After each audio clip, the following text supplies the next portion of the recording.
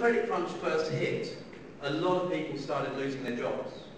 And everyone started finding, well, I've got to find a job in an increasingly competitive market. And there weren't jobs to go to. The first industry to really fall by the wayside was banking. One of my best friends got made redundant. He hasn't got transferable skills to another sector. Banks were closing. And they were shedding jobs, the ones that stayed open. There wasn't anywhere else for him to go. He's currently in the middle of his second redundancy. So people suddenly realised, I've got to do something else ahead of the pack to keep in a job or get a new one. And people joined LinkedIn.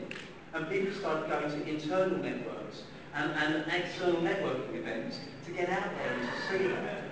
And suddenly the perception of networking changed. And networking grew. But that led to other problems. Number one, the type of experience that people would have at networking events. And that came because of why they went. When I ran a networking group, I asked people, why do you come along? What led you to come to an event in the first place? The most common reason I got above any other wasn't to sell. It wasn't to meet new people. It wasn't to make more contact. It wasn't to get better known. It wasn't to collect business cards. It was none of those things. The most common reason people went to a networking event was because they were invited. And it's exactly the same with online. The most common reason people join LinkedIn is because they get so many invites they get worn down. The most common reason people join Twitter or get involved on Facebook is there and they keep getting invitations. And no one's out there saying, this is what it's for. This is what you should achieve. So what I keep hearing from people is after this surge in popularity of networking is negative experiences. What I keep hearing from people is actually, you know what, now that there's all these online networks, I can just focus on those and I don't have to go out anymore and meet people. What I keep hearing from people is behaviours and ideas that go against networking effectively and getting a result from it. The average networking event that I attend is actually quite a dismal experience. Not tonight, I'm glad to say, but it can be quite a dismal experience because people are going along without realising why they're there. Most people, when they go along, decide it's because they can sell.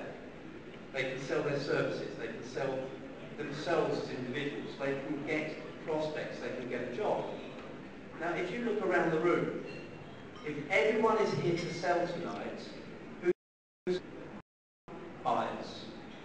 So you end up with what I call the networking dance. The networking dance goes like this. Two people approach each other at an event. They smile awkwardly. They shake hands. They introduce themselves. You recognise this already, don't you? And then one turns to the other and they ask a question. And they've already introduced themselves. They ask the same question. What question do they ask? What do you do? What do you do? It's the networking equivalent that you come here on.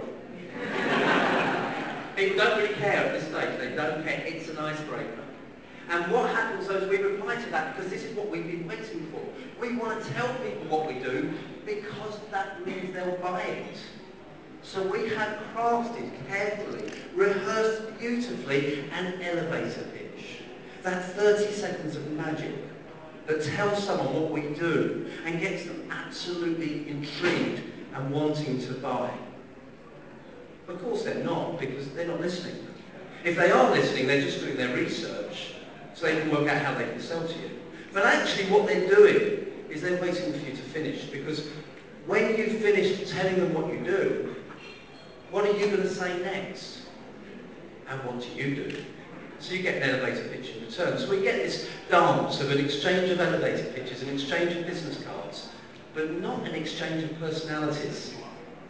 And that's led, that's led to, it's led to a situation where people aren't building relationships at networking events, business cards.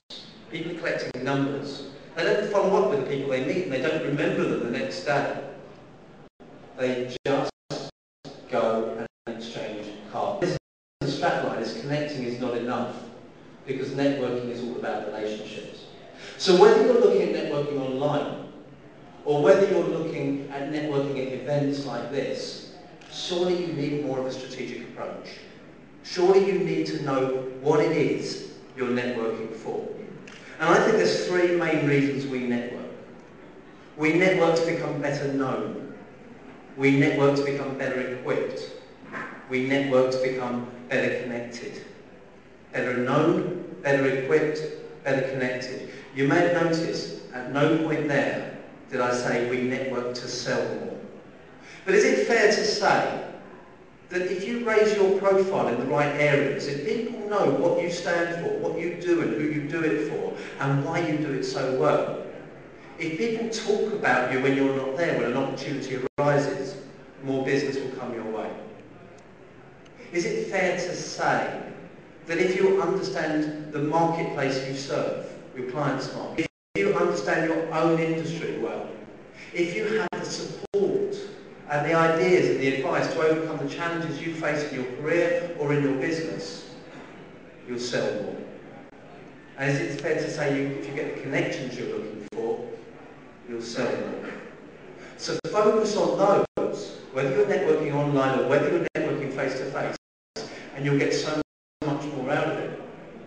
Tonight, Mark here, because more than one person mentioned my name when they were looking for a speaker. I didn't know about this event. I didn't know about this opportunity. I couldn't pick up the phone and cold call. I couldn't target this event. It was other people being aware of it. And when the question came up was who would be a good speaker for this event, forward. I spoke at an event in London a couple of years ago, and just someone in the audience called me over, and they got their mobile phone out and they showed it to me. And they said, "You see this, Andy?" They said, "I've got 2,000 contacts on there. Isn't that good networking?" And I said, if you phoned every one of those 2,000 people, and they took your call and greeted you by your first name, and they were willing to give you their time and willing to help you, then yes, that's a good network. I said, if while we're having this conversation, any of those 2,000 people find themselves sitting opposite us, the right person for you, and they recognise that, and they talk to that person about you in a way that gets that person to want to meet you, and they make the introduction, that's a fantastic network. Otherwise, it's easy to carry around with the telephone directory, isn't it? You know, we live in a culture where it's the number of business cards you collect, it's the number of business cards you give out, it's the number of connections you've got on LinkedIn that tell you you're a good networker. But if there's no connection there, if people don't know what you do and who you do it for and what you're looking for, where's the value in that network? How many of you are looking for a job at the moment? Can you just stick your hands in the air? Okay, so there's quite a few looking for a job at the moment. If you just sent a message out to your network and said, "I'm looking for a job, can you help me?" Unless they're talking to someone at that moment, they'll forget all about it. They need to think about you when you're not asking them, because they need to have it ingrained. They need to know who your potential employer is. They need to know what to say to them to get that person interested in meeting you. It's about being better known. We all know the phrase, "It's not what you know, it's who you know." And that drives this approach of exchanging business cards and connecting on social networks. It's not that though. It's not that makes the difference. It's who knows you. Who knows you and what they say about you that makes all the difference. So if you want a network to become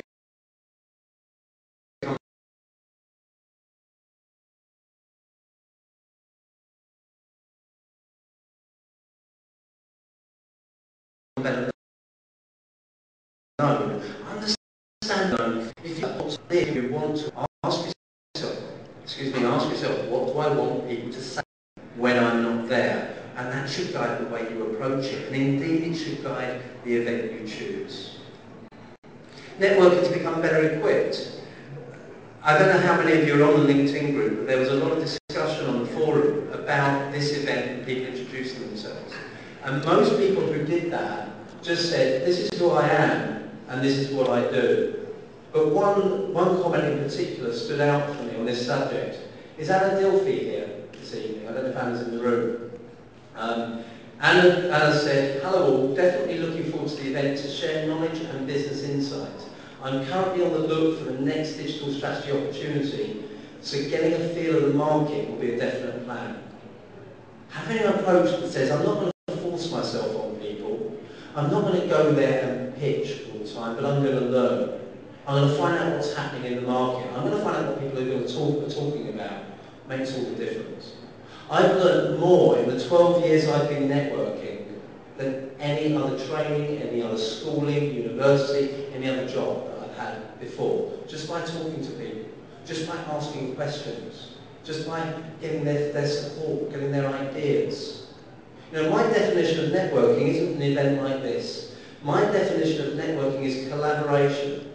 Collaborating with people, sharing our ideas, our expertise, our experience, our contacts to help all of us achieve more than we could on our own. And networking has become better equipped as a key part of that, recognising that in this room there is so much experience. In this room there is so much expertise. Are you tapping into it, or are you just exchanging elevator pitches? And would networking be a more enjoyable pastime for you if you exchanged ideas and experiences rather than elevator pitches? So as networking to become better equipped, and the third reason we network is to network to become better connected. And this is another area where people get it so wrong. We look at the attendee list in advance and we say, who do I want to talk to? We look at name badges and we say, I. We go to events where people are more concerned with making eye-to-badge contact than eye-to-eye contact.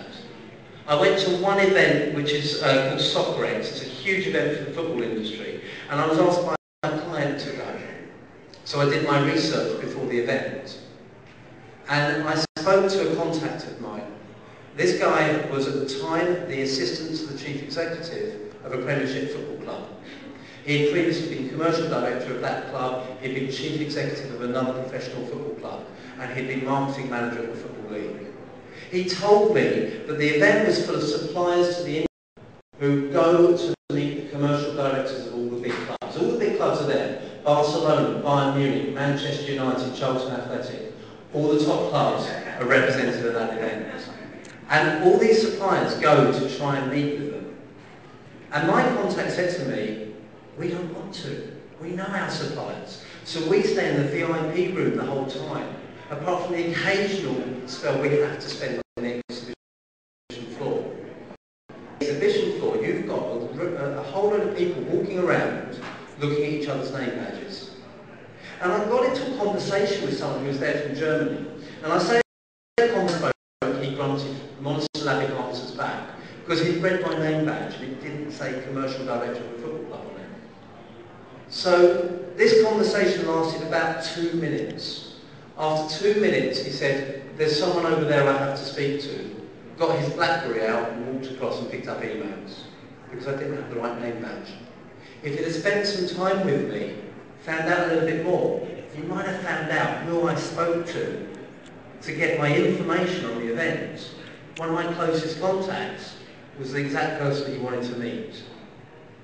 We only look at the people in the room, and when we go to try and sell, we try to sell to those people. If you're looking to sell, whether it's a service, whether it's an idea, whether it's yourself, sell through the people in the room, not to them. And it's exactly the same online. How many of you will stay following someone on Twitter who only broadcasts, who only plugs their services or their products? How many of you will want to link in with someone who keeps sending you emails on LinkedIn about their events or about their products? We don't want to be sold to in these environments. We need to behave in a different way, and that different way is all about forging relationships. So that strategic approach to networking, which focuses on raising our profile, becoming better known, learning equipped, getting the introductions we need, becoming better connected, produces so many better results than simply going and trying to sell. And it's the same whether you're networking for a business, or whether you're networking for a job, or whether you're networking for your own career. Be focused on how people can help you become better known, better equipped and better connected, and how you can help them in turn. So with that in mind, how do you decide which networks to engage with? And how do you decide to engage with them? Instead of looking at a network and saying it's a breakfast meeting or it's a lunch meeting, instead of saying it's an online network or it's an event, ask yourself, how does it help you? Does it help you raise your profile? Does it help you learn more? Does it help you connect? And then make a decision based on that. I use Twitter to help me raise my profile. So if I write a blog, I'll tweet it. If I post a video, I'll share it. You know, I posted a video tip today, and I see Helen, who's standing here, shared it with her network. That was another 1,200 people who could see that video tip. That viral power we've never had before. The first time I tweeted a blog, it got retweeted on the same day on 4 different continents. How could you do that before? That's how I use Twitter. But you may use Twitter a different way. You may ask questions on it. Use it to learn from all the people there. You may search keywords to find out what's happening in an industry. But understand what your prime reason for being there is. I'm a member of the Professional Speaking Association, as Mark mentioned. I go there to learn. I go there to become better at what I do. I'm speaking in Vietnam next week, and I will be giving a talk like this, but I'll have a translator next to me. So every sentence I speak, I have to pause and let them translate. I've never had to do that before. So I turned to my colleagues within the Professional Speaking Association and said, what do I need to know before I go there? I turned to them for help. So that's how I use that network. I'm very focused on learning from my colleagues in the PSA. I use LinkedIn predominantly to get referrals. I have established contacts with most of my network on LinkedIn, and it tells me who they know, up to the 3rd degree. I can search for people I want to meet on LinkedIn, and it will tell me how to meet them. When I wrote the book, I wanted to illustrate this, so I typed into the search, Ford marketing within 50 miles of London. And one of the search results was the Vice President of Marketing of Ford, and he was a 3rd degree contact. I asked my contact to pass a message on to her contact, and she passed that message on to the VP of Marketing of Ford. And he accepted it, and he came back to me. Now that breaks down all the barriers that were there before. If you're in marketing, do your sales team know about the power of that, and are you telling them how to use it? Social networks offer a huge amount. Face-to-face networks offer a huge amount. But we have to know how to approach them effectively and how to use them effectively. And to do that, we need to do it strategically. Whichever way you do it, whichever way you approach it, I want to leave you with the 3 rules that have stayed the same all the way throughout networking through history, through relationships through history. It's not about going up there and broadcasting, whether at an event or whether online. It's about building relationships with people. That comes from showing an interest in other people and helping them first. And then once you've connected, online or face-to-face, it's about staying in touch. If you walk away from tonight having had some interesting exchange some business cards but you never talk again, you'll have lost an opportunity.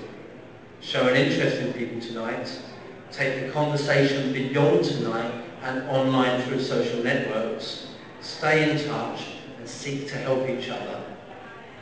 And you'll find that when you need help, it'll be there for you. Social media has made a huge change to the way we approach our jobs and we approach our careers. And it's forged a new interest in networking. But we need to now take a step back and say, why am I doing this? I now want to set you a half-hour networking challenge. We want to stimulate some conversations beyond what do you do and elevator pitches. And we want you to get the most out of the event and the experience of the people here. So what we'd like you to do, first of all, is in the next 30 minutes, approach at least 4 people you have never met before. So if you've spent the last hour with someone you know and you work with, say I'll see you later at the bar. I want you to approach 4 people at least that you've never met before. And when you approach them, I want you to ask them, what's their biggest challenge at the moment? What's your biggest challenge? And if you're job seeking, finding a job is not an answer. Something about finding the right job, perhaps, or how you pitch yourself, whatever it may be. What's your biggest challenge at the moment? And then I want you to maybe throw in a couple of other questions to try and find out what they've done so far, or what their challenge is. If possible, offer a solution, or an idea or a suggestion. And as you talk to more people, if you meet people who can help with that challenge, who might have experience in that area, introduce them to each other. Okay, so for half an hour, I want you to meet at least 4 new people, exchange challenges and ideas, and introduce people to each other where you can. Thank you very much, and enjoy the network.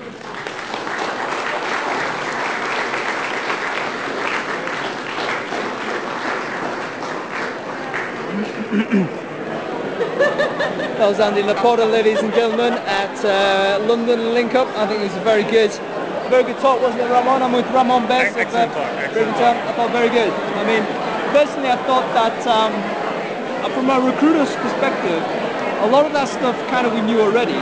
Yeah. But I wonder whether maybe marketing didn't have that sort of kind of knowledge of it at this point, I guess. Yeah, man. I think a lot of the marketers just want to sell, right?